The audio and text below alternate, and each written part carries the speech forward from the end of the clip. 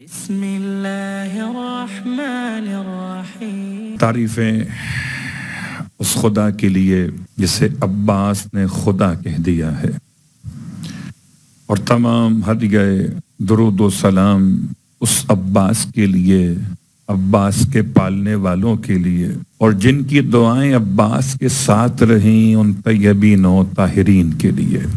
الحمدللہ الذی جعلنا من المتمسکین بالقرآن العظیم وجعلنا وجعلنا من المتمسکین بولایت علی ابن ابی طالب علیہ السلام۔ عظم اللہ اجورنا و اجورکم بمصابنا بالعباس علیہ الصلاۃ والسلام وجعلنا وإياكم ان شاء اللہ من الطالبین بصعرہ مقبلیہ الامام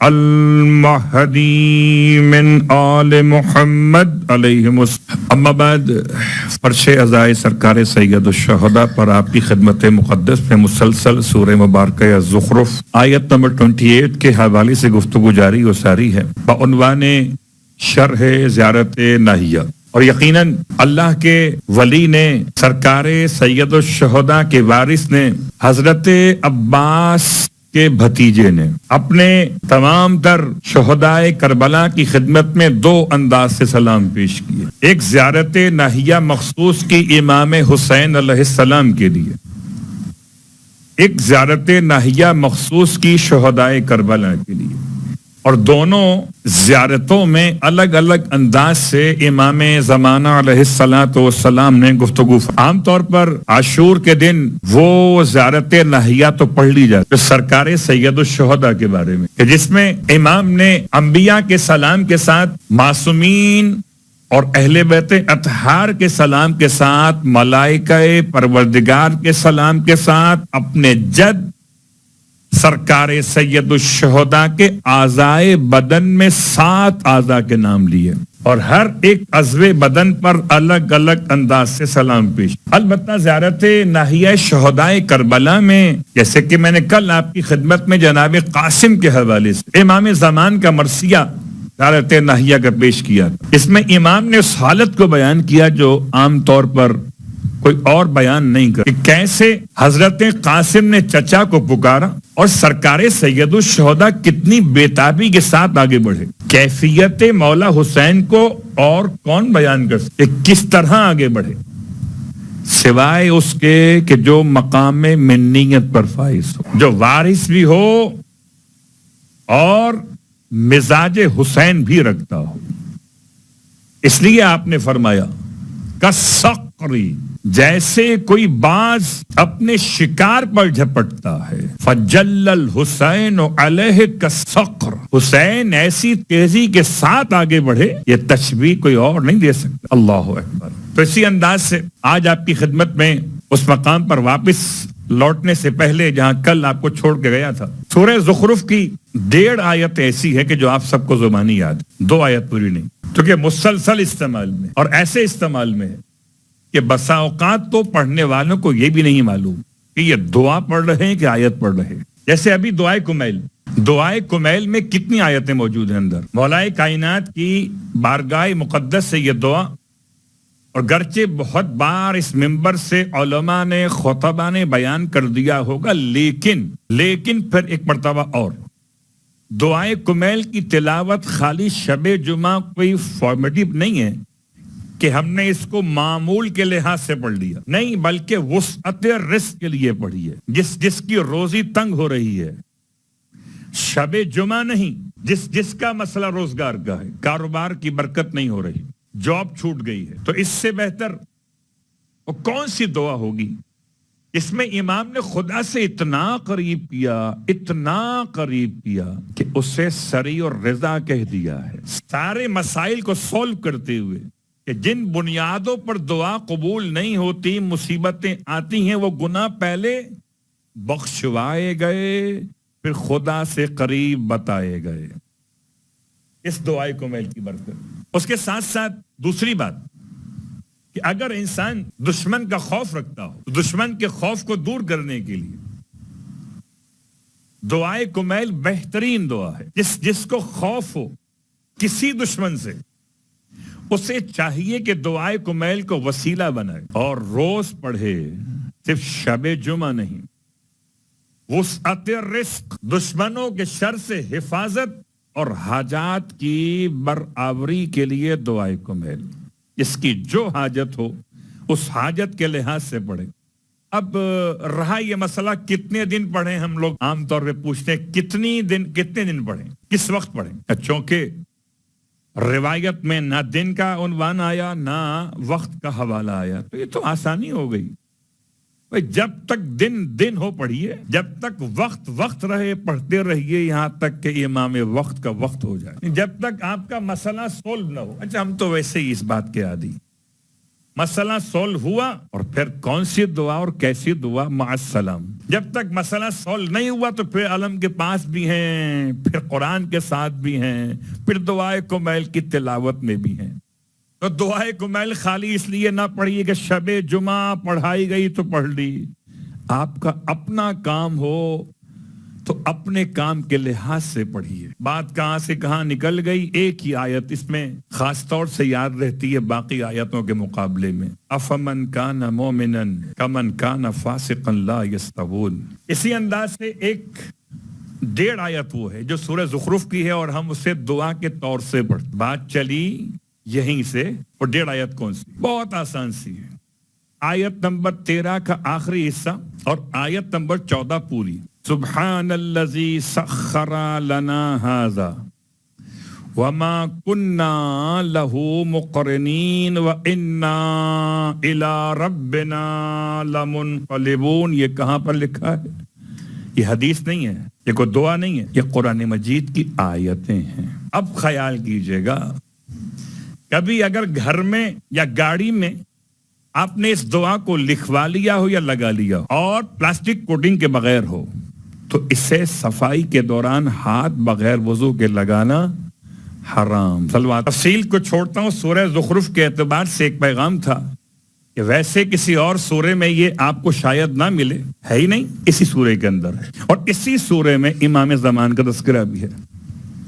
وَجَعَلَهَا كَلِمَةً بَاقِيَةً فِي عَقِبِهِ. اور اسی کلمہ باقیہ نے یاد کیا زیارت ناہیہ میں ایک اور کلمہ خدا کو. اس کلمہ خدا تک پہنچنے کے لیے ہم نے سفر طے کیا، 21 انبیاء کے نام مکمل کر دیے.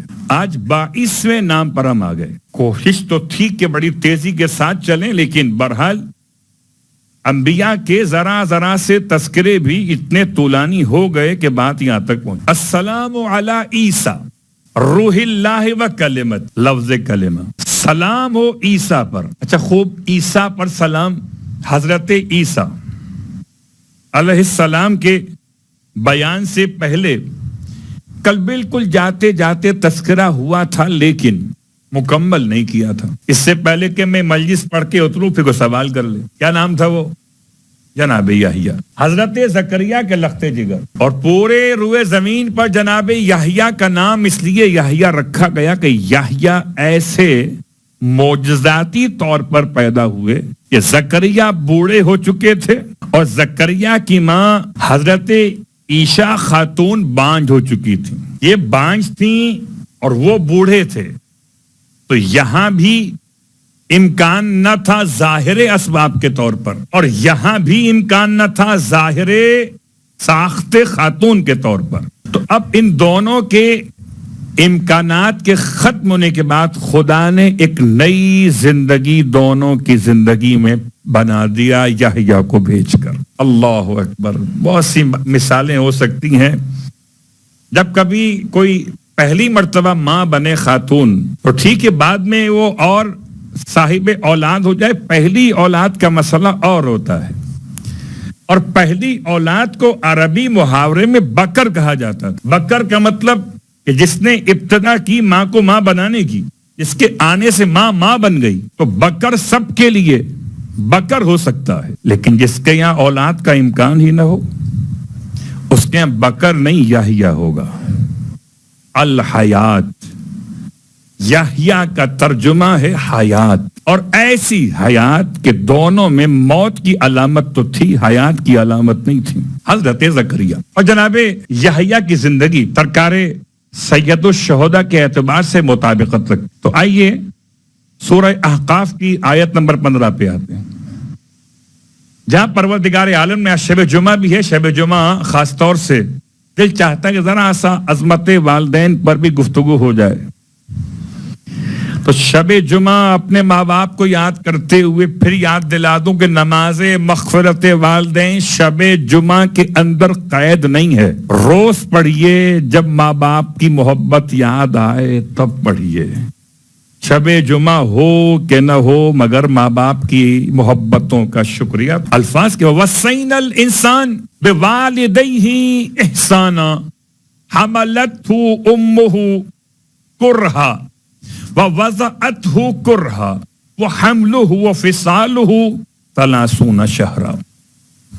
اس ایک جملے پر خالی حَمْلُهُ وَفِصَالُهُ 30 شهرًا. حضرت یحییٰ شکم مادر میں رہے 6 مہینے. ویسے دنیا کے اور انسان بھی ایسے ہو سکتے، جیسے خود مولائے کائنات علی ابن ابی طالب علیہ السلام کے سامنے مسئلہ رکھا، خلیفہ دوم کا دور ہے، اور ایک ایسے مسئلے پر امت پریشانی کا شکار ہوئی، جبکہ کسی خاتون کی شادی کے بعد ٹھیک 6 مہینے بعد ڈلیوری ہو گئی. آج کل بڑے مسائل ہیں، اگر دیر ہو جائے تو سویر چاہتے ہیں، سویر ہو جائے تو اندھیر چاہتے ہیں. یعنی اگر ڈلیوری جلدی ہو جائے تو الزامات لگتے ہیں، اتہامات لگتے ہیں، اور اگر ڈلیوری لیٹ ہو، بھائی پیدائش نہیں ہو رہی، 4 سال ہو گئے، 5 سال ہو گئے، 10 سال ہو گئے، 20 سال ہو گئے، تو کیا ہوا؟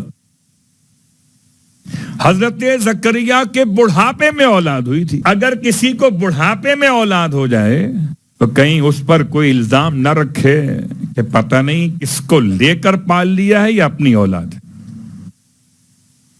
یہ جملہ یاد رکھیے گا. حضرت یحییٰ وہ اپنے مقام پر، لیکن جب یہ ایک اننون پرسن، نام نہیں دکھا ہو تاریخ میں، کون صاحب تھے کون صاحبہ تھیں، شادی ہوئی دونوں کی اور ٹھیک 6 مہینے بعد ڈلیوری ہو گئی، بچہ پیدا ہو گیا. ایسے میں وہی مسئلہ آیا کہ عقل موٹی ہے تو قرآن سمجھ میں کیسے آئے. جیسے دربار میں یہ مسئلہ بھیجا گیا، بجائے خوشی منانے کے اس خاتون کو قتل کرنے کی تیاری. الزام کیا کہ زنا کی اولاد ہے. یہ شادی کے بعد کم از کم 9 مہینے، 6 مہینے کیسے ممکن ہے؟ یقیناً کوئی گناہ کیا تھا پہلے. اللہ اکبر. بہت آسان ہے کسی کے بارے میں الزام لگانا، بہت مشکل ہے کسی اپنے الزام کو ثابت کرنا. یاد رکھیے گا، کسی کے بارے میں برا گمان کرنے کی اجازت نہیں ہے. جب اس کا فیصلہ حاکم وقت نے دے دیا کہ اس کو سنسار کیا جائے، گناہگار عورت ہے، یہ فریاد پہنچی بو تراب تک. اور کیا بو تراب تھے نہیں ہیں، وہ کل بھی پہنچتے تھے فریاد کو اور آج بھی پہنچتے ہیں فریاد. یا علی کہہ کے جو کاغذ پہ قلم رکھا ہے، ایسا لگتا ہے کہ جنت میں قدم رکھا. تو کل بھی پہنچتے تھے فریاد کو اور آج بھی پہنچ. یہ نہیں دیکھتے مولا کہ بلانے والا کون ہے، گورا ہے کہ کالا، اپنا ہے کہ پرایا. بس کوئی پکارے فریاد کے لیے تو امام پہنچ جاتے. آ گئے، پوچھا بھائی کیا فیصلہ کیا ہے؟ کہ جی حضور یہ 6 مہینے کی ڈلیوری کیسے ممکن ہے؟ تو زنا ہی کا بنیاد بنی. اچھا، اس زمانے میں بہرحال میڈیکل اتنا ایڈوانس نہیں تھا کہ کوئی لیبورٹری ٹیسٹ کیے جاتے، کوئی ڈی این اے ہوتا، کوئی پری میچر پریگنسی کے اعتبار سے کچھ مسائل سمجھائے جا سکتے ہوتے. کیا سمجھتے بیچارے، فیصلہ جو مہینوں پہ کرتے ہوں انہیں کیا خبر کہ خدا نے کیا راز رکھے ہیں. امام نے ارشاد فرمایا مگر یہ 6 مہینے کی بنیاد پر یہ فیصلہ کیسے کیا گیا کہ یہ گناہگار خاتون ہے، یہ پیدا ہونے والا ولد حلال نہیں؟ یہ فیصلہ کیسے کیا؟ کیا اس لیے کہ نارمل نہیں ہوتا؟ امام نے ارشاد فرمایا مگر قرآن میں موجود ہے. اب جو قرآن روز پڑھتے تھے انہیں خبر نہ تھی قرآن میں کہاں موجود ہے. قرآن رٹنا اور ہے، قرآن سمجھنا اور ہے. رٹ تو حیوان بھی سکتا ہے، سمجھ خالی انسان سکتا ہے. اور اسی لیے حیران ہو کے پوچھا کہ بھلا قرآن میں ہے؟ جی قرآن میں ہے. اب قرآن میں یہ لکھا ہوا نہیں ہے 6 مہینے. قرآن کی 2 آیتوں سے نتیجہ ملے گا. ایک سورہ احقاف کی آیت نمبر 15، ایک سورہ بقرہ کے اندر. امام نے ارشاد فرمایا کیا تم نے نہیں پڑھا؟ کیا لکھا ہوا ہے؟ حملہ، حمل प्रेगनेंसी, क्या हमलुहु व फिसालुहु 30 शहरा, 30 महीने। तो 30 महीने में 6 महीने कहां से आ गए? अब जाओ सूरह बकरा की तरफ, वल वालिदाते युरज़िना औलादहुन्ना हौलैन कामिलैन लिमन अरादा अन युतिम्म रज़ाअ। कुरान कहता है और माओं को चाहिए कि अपने बच्चों को रिज़ाअत कराएं, शील दें उनको, अगर चाहती हो कि रिज़ाअत कामिल हो जाए तो 2 साल हौलैन कामिलैन, और 2 साल का मतलब 24 महीने, और 24 महीने में से अगर 30 महीने को सामने रखकर तलाश करें तो बाकी 6 ही तो बचते हैं। यहां तक आपको लाया इसलिए कि नामवर शख्सियात अपने मकाम पर, गैर नामवर शख्सियात भी 6 महीने शिक्म मादर में कयाम किया, इसकी मिसाल मौजूद है। हजरत याहिया की मिसाल इसलिए बुलंद है कि बाकी सब बेनामो निशान रहे होंगे, याहिया पे कल भी सलाम था और आज भी सलाम है। सलामुन अलैहि यौमा वलिदा, और ये मैं नहीं कहता, हजरत याहिया के लिए कुरान खुद कहता है सलामुन अलैहि यौमा वलिदा व यौमा यमूतु व यौमा युबअसु हय्या। सलाम हो याहिया पर उस दिन जिस दिन पैदा हुए, व यौमा यमूतु सूरह मरियम के अंदर, और सलाम उस दिन जब याहिया की मौत वाक़ई होगी, व यौम युबअसु हय्या, और सलाम उस दिन में जब याहिया दोबारा जिंदा करके उठाए जाएंगे।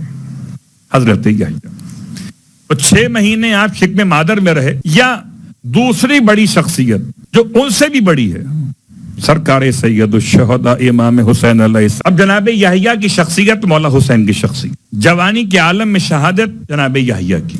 अब कितने बड़े थे? 30 साल के थे कि 30 साल से ज्यादा के थे? शहादत का बाइस क्या बना? बादशाह ने जब अपनी महरम से निकाह का इरादा किया, ऐसे महरम से जिससे निकाह नहीं हो सकता, इसे खुदा ने महरम बनाया। अब कहते हैं वो बेटी थी या भतीजी थी, इसमें इख्तलाफ, रिश्ता छोड़ दीजिए, महरम से निकाह का इरादा किया, और उस खातून की मां ने ये सारा जाल बुना था सिर्फ दौलत हथियाने के लिए। इस खातून को लेकर बादशाह के सामने, और बादशाह को जब बताया गया, हजरत याहिया ने इससे मना किया है। तो क्या नशा है इंसान के ऊपर, भूल जाता है वक्ते शहवत में किसने मना किया है। इसने मना किया है उसके खिलाफ हो जाता है। बहुत गौर कीजिएगा, चाहे कुरान हो या हदीस हो या अंबिया। और ऐसे में सोने पे सुहागा, उस खातून ने कहा कि अगर तुम मुझसे निकाह करना चाहते हो, यानी जिना करना चाहते हो, निकाह तो नहीं हो सकता ना, तो महर के तौर पर याहिया का कटा हुआ सर चाहिए। तो बास के एतबार से जनाब याहिया की शहादत इस बुनियाद पर